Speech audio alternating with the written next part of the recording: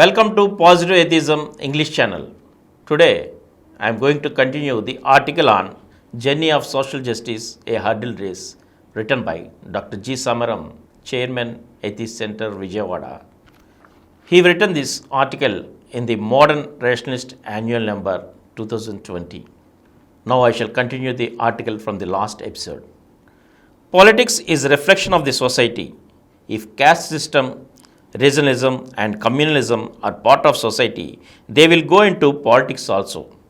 During elections, this mindset takes precedence over the development. Political parties should shoulder the responsibility to fight out social discrimination, making it an important agenda. For all of us, it is essential to remove rotten values and social system.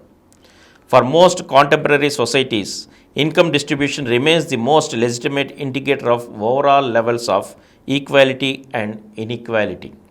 Gap between rich and poor is wider in our country. Besides historical reasons, there are many reasons which are producing poverty.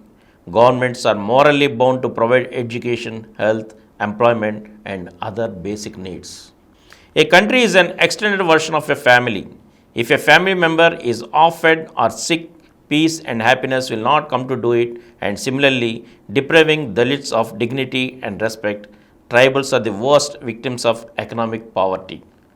They have been traditionally fed on the roots and shoots and other available natural resources, but this also has declined. With increasing pace of industrialization and urbanization, there is no alternative left except to integrate them into the mainstream of the nation. Backward caste population is more than in any other group, but they are the most divided lot. The recommendations of Mandal Commission were implemented because of Dalit struggle, but divided and unaware backward caste could not even use the benefits. Thus, the saga of most backward caste is deplorable. Women are the worst sufferers in this social economic setup. Even able women are not able to get the returns they deserve. Since childhood, they are taught that they belong to their in-laws' house and their salvation lies in surrendering to their husbands. This generates that mindset, consciously or subconsciously, that women are meant for enjoyment and pogony. Dowry, rape, and torture are the byproduct of this mentality. Not only for the sake of humanity, but also for overall growth of the nation, women must be integrated into social, educational, and political system. Farmers and peasants do not get the return of what they toil for. Computerization, mobile revolution, high tech have benefited a few living in urban cities, and this cannot be a yardstick to measure the progress of farmers and laborers.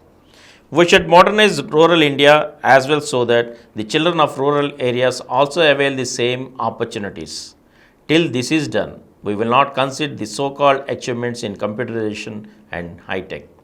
A liberal social policy should aim at providing the most disadvantages with access to opportunities and at the same time create a social net that strengthens their ability to cope up with crises.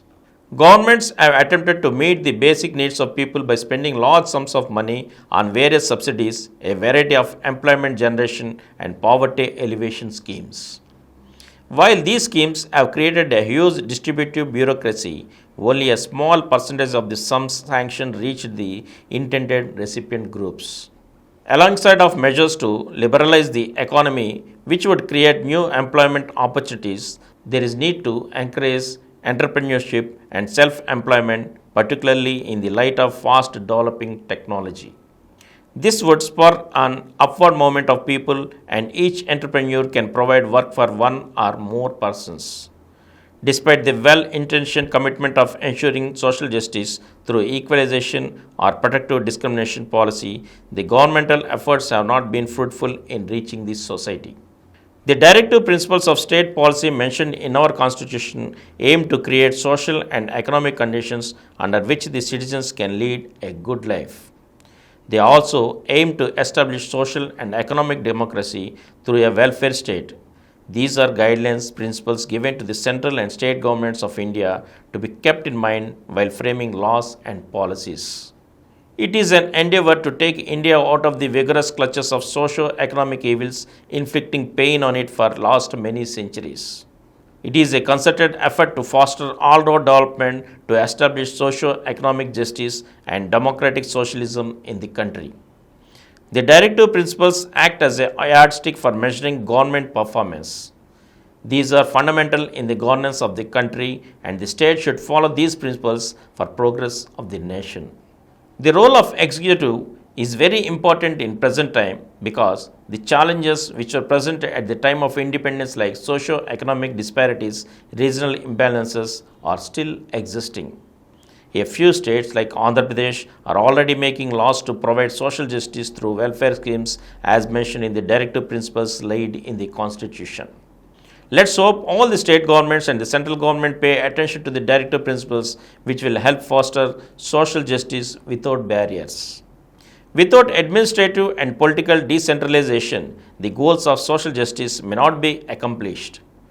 Letting people decide what their development needs or will not only generate social and political awareness among them, but also instill a sense of self-respect and build strong leadership at the local and community levels. The solution to social injustice lies within us. Need of the hour is to ensure proper and balanced implementation of policies in order to make social justice an effective vehicle of social progress. And this ends the article on The Journey of Social Justice, a Hurdle Race, written by Dr. G. Samaram. Thank you.